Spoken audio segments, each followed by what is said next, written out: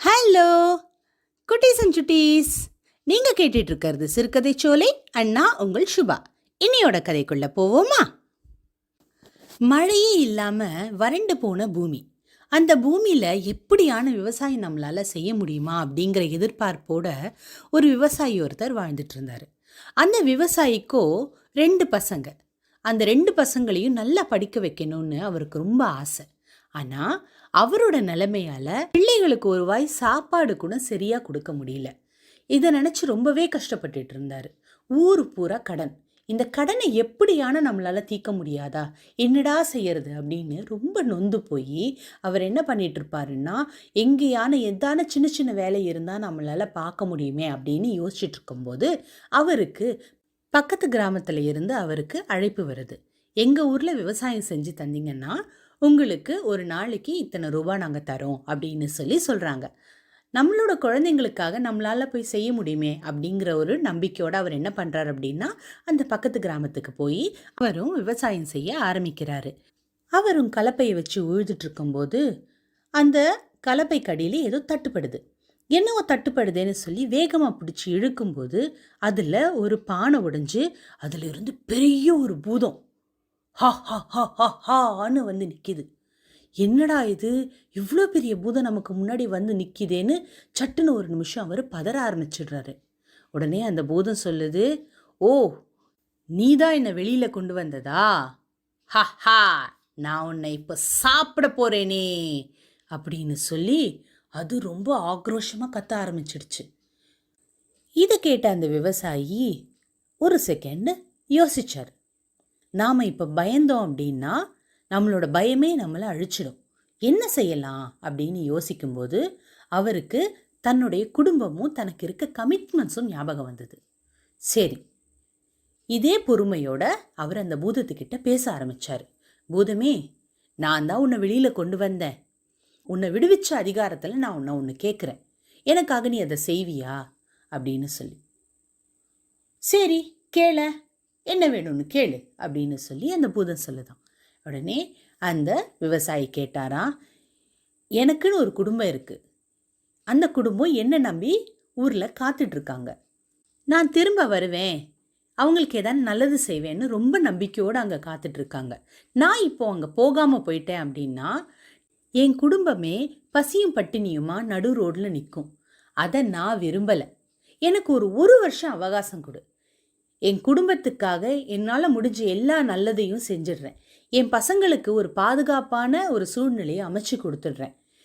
நான் வச்சிருக்க கடன்களை எல்லாத்தையும் தீர்த்துடுறேன். என்னோட விவசாய நிலத்தை ஓரளவு செழிப்பான நிலமாக மாற்றிட்டு என் குடும்பத்தை ஒரு பாதுகாப்பான நிலைக்கு கொண்டு வந்துட்டு அந்த ஒரு வருஷத்துக்குள்ளே நானே உன்னை வந்து பார்க்குறேன். தயவு செஞ்சு எனக்கு ஒரே ஒரு வருஷம் அவகாசம் கொடு அப்படின்னு சொல்லி அந்த விவசாயி கேட்டாராம். அந்த பூதமும் சரி, ஆனால் ஒரு வருஷத்துக்குள்ளே நீ வரலன்னா உன்னை தேடி நானே வந்துடுவேன். அப்போது உன்னை மட்டும் இல்லை, உன் மொத்த குடும்பத்தையும் நான் சாப்பிட்ருவேன் அப்படின்னு சொல்லி அந்த பூதம் பயமுறுத்திருச்சு. உடனே அதுக்கு இந்த விவசாயி கவலையே பட வேணாம், நான் சொன்ன வார்த்தையை காப்பாற்றுவேன். நான் நிச்சயம் ஒரு வருஷத்துக்குள்ளே உன்னை தேடி வருவேன் அப்படின்னு சொல்லி வாக்கு கொடுத்துட்டு அந்த விவசாயி அவரோட ஊருக்கு போயாச்சான். ஊருக்கு போனதுலேருந்தே அந்த விவசாயி பொறுமையாக நாம் என்ன செஞ்சால் இந்த ஒரு வருஷ காலத்துக்குள்ளே நம்மளால் சாதிக்க முடியும் அப்படிங்கிறத நிதானமாக பட்டியல் போட்டார். பட்டியல்னா லிஸ்ட் பண்ணுறது இல்லையா? அவர் ஒன்றா லிஸ்ட் பண்ண ஆரம்பிக்கிறாரு. அவருக்கு நிறைய பிளான்ஸ் கிடைக்குது. இந்த பிளான்ஸில் எதெல்லாம் எக்ஸிக்யூட் பண்ணலாம், எதெல்லாம் ஃபஸ்ட்டு பண்ணணும், எதெல்லாம் லாஸ்ட்டு பண்ணணும் அப்படின்னு ப்ராப்பராக ஒரு ஷெட்யூல் பண்ணுறாரு. இந்த ஷெட்யூல்னால் அவருக்கு என்ன நடக்குது அப்படின்னா, கரெக்டான ஃபோக்கஸ் அவரால் பண்ண முடியுது. எதுக்கப்புறம் என்ன அப்படிங்கிறத அவரால் சீக்வன்ஷியலாக அவரால் மூவ் பண்ணிட்டு போக முடியுது. சரி, அதே மாதிரியே செய்யணும் அப்படின்னும் போது அவர் பிளானில் ஃபஸ்ட்டு இருக்கிறது என்னென்னா, அவரோட ட்ரை லேண்ட்ஸ்க்கு ஏற்ற மாதிரியான க்ராப்ஸை அவர் செலக்ட் பண்ணுறாரு. அந்த மாதிரி பயிர்கள் அவர் செலக்ட் பண்ணி அந்த நிலத்தில் அவர் பயிரிடும்போது பெரிய ஒரு மாற்றமே நடக்குது. இத்தனை நாளாக விளையாத அந்த நிலம் நல்ல ஒரு விளைச்சலை தருது. இவரை பார்த்த மற்ற கிராமத்து மக்களும் அதே மாதிரி முயற்சி பண்ணுறாங்க. அவங்களுக்கும் நல்ல ஒரு விளைச்சல் கொடுக்குது. ஆஹா, இந்த மொத்த கிராமமே இப்போ என்ன ஆயிப்போச்சு, ஒரு நல்ல செழுமையான நிலைக்கு வந்துருச்சு. எல்லாருக்குமே இருந்த பிரச்சனைகள் கொஞ்சம் கொஞ்சமா சால்வ் ஆக ஆரம்பிக்குது. இவரோட ஒருத்தருடைய முயற்சியால அந்த மொத்த கிராமத்துக்கும் நல்லது நடக்க ஆரம்பிச்சிடுச்சு. இவரும் அவரோட கடன்கள்ல இருந்து வெளியே வர ஆரம்பிச்சாச்சு. அவருடைய மகன்களை நல்ல ஒரு கல்வி நிறுவனத்துல படிக்க வைக்கிறாரு. அவரோட மனைவிக்கு தேவையானது அத்தனையும் செஞ்சு தராரு.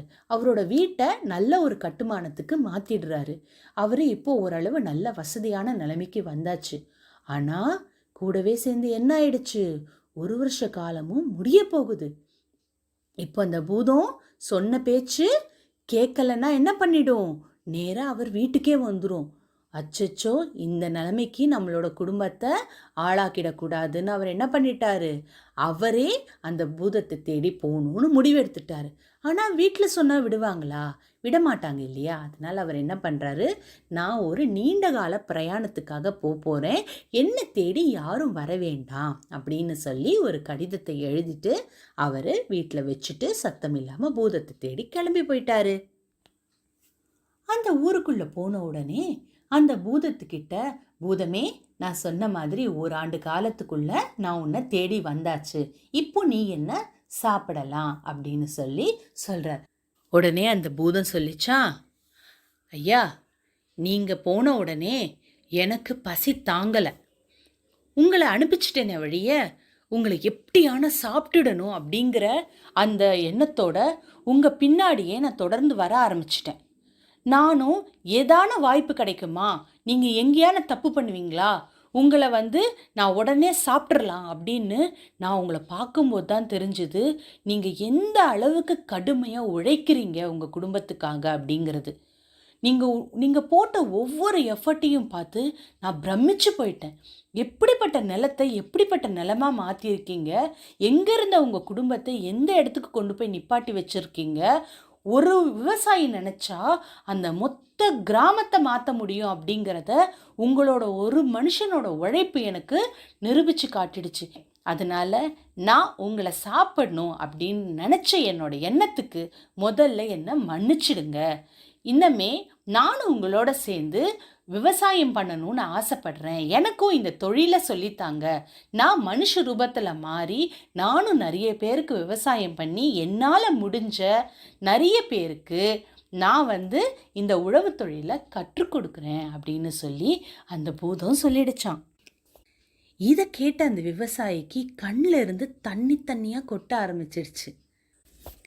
வீட்லேயாகட்டும் வெளியிலேயாகட்டும் நம்ம ஒவ்வொருத்தர்கிட்டையும் ஒரு சின்ன மாற்றத்தை எடுத்துகிட்டு வருவோமே. இன்னுமே உணவை தயவு செஞ்சு வீணாக்க வேண்டாம்.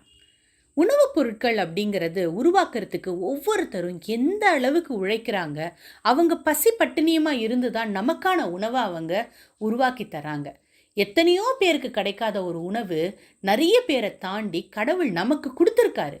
அதை சாப்பிட்ற குடுப்பனை நமக்கு இருக்குது அப்படின்னும் போது அதை தயவு செஞ்சு வீணாக்க வேணாம் அப்படிங்கிறது என்னுடைய தாழ்மையான வேண்டுகோள். இனி நாம் சாப்பிட்றதுக்கு முன்னாடி நமக்கு இந்த உணவை உருவாக்கி கொடுத்த விவசாயிகளுக்கும் நம்ம நன்றியை சொல்லுவோம். நமக்கு எது பிடிக்கும் எது பிடிக்காதுன்னு பார்த்து பார்த்து சமைச்சு தர நம்ம அம்மா அப்பாக்கும் நம்மளுடைய நன்றியை சொல்லுவோம். அந்த உணவை அந்த வேலைக்கு நமக்கு கொடுக்கறதுக்காக அந்த இறைவனுக்கும் நம்ம நன்றி சொல்லுவோம். இந்த கதை இன்னைக்கு உங்களுக்கு நிறைய மெசேஜை சொல்லியிருக்கும்னு நான் நம்புகிறேன். இந்த கதை உங்களுக்கு பிடிச்சிருந்ததா? இதே மாதிரி வேற ஒரு நல்ல கதையோட அடுத்த வெள்ளிக்கிழமை உங்களை நான் சந்திக்கிறேன். பாய்.